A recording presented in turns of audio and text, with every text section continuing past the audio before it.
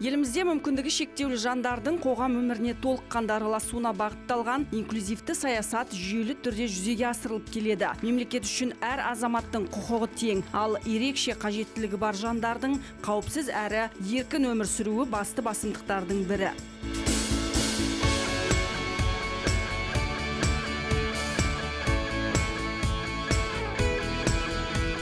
Таяуда ғана Астана қалалық прокуратурасы ерекше шара өткізді. Ашық есік күнін. Прокурорлар, психологтар, еңбек, денсаулық сақтау, білім беру саласының мамандары мүмкіндігі шектеулі жандармен кездесіп сұрақтарына жауап берді. Сұрақтар сан алуан. Заңдық көмек, әлеуметтік жәрдем, білім беру, медициналық қызметтер мен жұмыспен қамту мәселелері. Бір айта кететін жайт, денсаулығына байланысты келе алмаған азаматтарға мамандар өздері барды үйлеріне. Мемлекет басшысы өз жолдауларында азаматтардың құқықтарын қорғау, әділдік орнату және заң үстемдігін қамтамасыз ету ел дамуының негізгі тірегі екенін атап өткен болатын. Осы тапсырманы орындау мақсатында елімізде заң және тәртіп қағидасы негізінде жүйелі жұмыс жүргізілуде. Бұл әр азаматтың құқығы мен қауіпсіздігін қорғау, қоғамда әділдік пен тұрақтылықты нығайту үшін маңызды қадам. Прокуратура органдары заңның сақталуын қадағалау, қоғамдағы құқықтық мәдениетті арттыру, әлеуметтік осал топтардың, соның ішінде мүмкіндігі шектеулі жандардың құқықтарын қорғау бағытында нақты шаралар қабылдауда. Мұның бір дәлелі ретінде қамқорлық пен заң жобасының жүзеге асырылуы. Бүгінде еліміздің қалаларында инклюзивті орта қалыптастыруға ерекше мән берілуде. Жаяу жүргіншілер жолдары, қоғамдық ғимараттар, әлеуметтік нысандар, емханалар мен білім беру мекемелері пандустармен жабдықталып, мүгедектігі бар азаматтарға қолжетімді бола бастады. Қоғамдық көліктерде де арнайы көтергіштер мен белгіленген орындар қарастырылған. Негізі ең алдымен бұл мүгедектігі бар адамдарға қолжетімділік, мекемелерге жету, әлеуметтік инфрақұрылымдарға жету, қызмет алу, үйден шығып даладағы пандустарының, жолақтарының болуы, автобус күту барысында жаңағы аялдаманың қолжетімділігі болу. Ең басты критерийлер сол болып есептелінеді. Яғни оларға тең қоғам құрастыру, олардың мәдени, әлеуметтік азаматтардың өміріне қолжетімділік болу. Бізде ай сайын аялдамалардан әр аудан әкімшілігі тексеріп, қолжетімділігін қарайды. Автобусқа мінер алдында мүгедектігі бар адамдармен қалай міну керек, жүргізуші қалай көмектесу керек.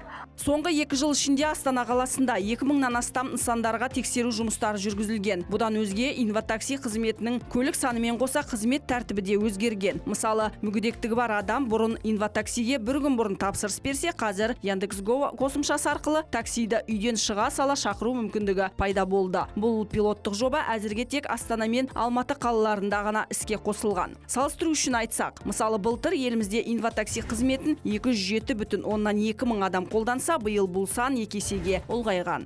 Бізде әр аудан әкімшілігінде әр әкімнің инклюзия бойынша кеңесшісі бар. Бұл кеңесшілер мүгедектігі бар адамдардан жаңа тағайындалады. Ол кісілер арқылы мүгедектігі бар адамдар өз проблемаларын, мәселелерін айта алады. Қандай да бір сұрақтары болса кеңес ала алады, үнемі байланыста болады. Сонымен қатар әрбір мемлекеттік мекемелерде өзінің колл-центрі бар.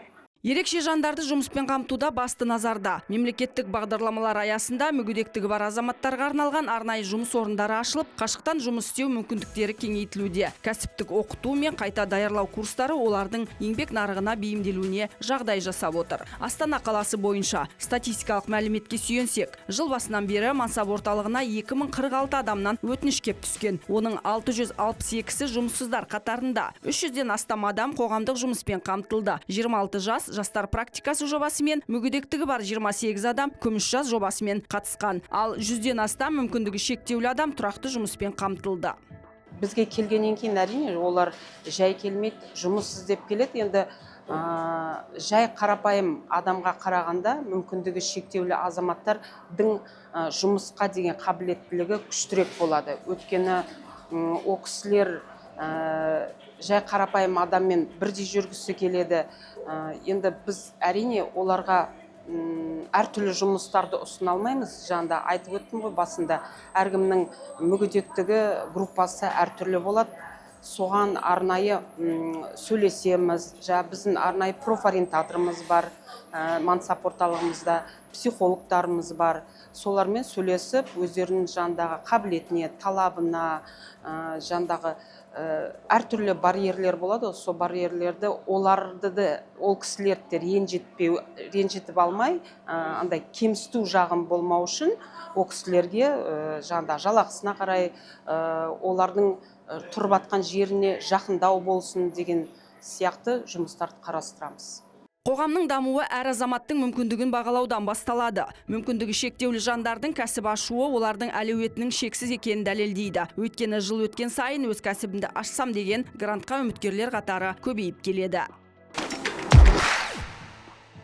Денсаулық сақтау саласы мүмкіндігі шектеулі жандар үшін аса маңызды. Себебі олардың өмір сапасы тікелей сапалы медициналық қызметке байланысты. Бүгінде емханалар мен ауруханаларда қолжетімді ортақ қалыптастырылып, пандустар, лифтлер, арнайы жабдықтар орнатылуда. Сонымен қатар оңалту қызметтері, үйде медициналық көмек көрсету, тегін дәрі-дәрмекпен қамтамасыз ету шаралары кеңейтілуде. Бұл мүмкіндігі шектеулі жандардың қоғамда өздерін еркін сезініп, толыққанды өмір сүруіне жол ашады. Әлеуметтік қолдау шаралары да жүйелі түрде іске асуда. Жәрдемақылар, тұрғын үймен қамтамасыз ету, әлеуметтік қызметтер барлық заңмен бекітілген тәртіпте жүзеге асырылады. Қалалық прокуратура осы құқықтардың бұзылмауын қадағалап, азаматтардың өтініштеріне жедел ден қояды. Ең басты мақсат мүмкіндігі шектеулі азаматтарға тең мүмкіндік беру, олардың құқықтарын қорғау, өмір сүру сапасын жақсарту және қоғамдағы өзекті мәселелерге көңіл бөлу. Қамқорлық пен заң жобасы мейірімділік пен заң үстемдігін біріктіретін маңызды бастама. Бұл тек құқық қорғау емес, шынайы қамқорлықты көрсететін үлгі. Жобаның маңызды ұстанымдары да сондай. Құқық қорғау қамқорлықтан басталады. Әр азаматтың дауысы маңызды, теңдік пен әділет қоғамның негізі. Қала прокуратурасы бұл бағыттағы жұмысын жалғастырады. Біз әр азаматтың заңды құқығы сақталып, шынайы қолдау табу үшін бар күшімізді саламыз.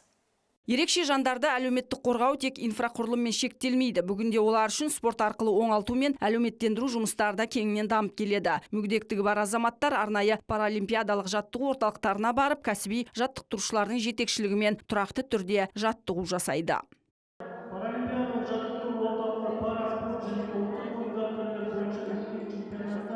Бұл Қазақстандағы жалғыз паралимпиадалық орталық. Астана қаласында орналасқан. Орталыққа күніне 250-300 адам келеді. 2018 жылдан бері жұмыс істейтін орталықтың әрбір бұрышы ерекше өлшеммен өлшенген, яғни сызылған. Сонау ақштан арнайы шақыртылған халықаралық деңгейдегі мамандар келіп жасаған. Өйткені бұл жерге келетін жай адамдар емес, ерекше жандар. Бұл жерде айтып кететін болсақ, қандай спорт түрлері бар? Ол голбол, боча, тегбол, үстел теннисі, пауэрлифтинг, шоу-даун, тағы да басқа спорт түрлерімен айналысады. Негізі айтатын болсақ, тек қана бізге келушілер, ерекше жандар, олар спортпен ғана айналыспайды. Олар бір-бірімен танысады, бір-бірімен жүреді, бір-бірімен сөйлесіп, әртүрлі тақырыпта араласады. Мысалы, секция бар, жаңа енденді басталып келатқан балаларға, енденді басталып келатқан адамдарға. Ал мына жерде жоғарғы спорт бар, иә? Спорт высших достижений дейді ғой.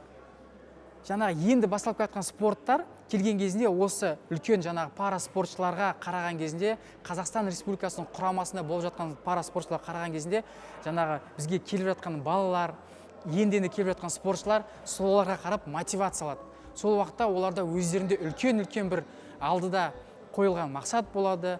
Инклюзия бұл тек жағдай жасау ғана емес, қоғамның көзқарасын өзгерту. Ерекше жандарды қоғамнан бөліп қарамай тең мүмкіндік беру өркениетті мемлекеттің белгісі. Қазақстанда мүгедектігі бар азаматтардың құқығын қорғау, олардың еркін жүріп тұруына, еңбек етуіне, спортпен шұғылдануына және сапалы өмір сүруіне жағдай жасау бағытындағы жұмыстар алдағы уақытта да жалғасын табады. Өйткені қамқорлық пен әділет заң үстемдігінің басты көрінісі.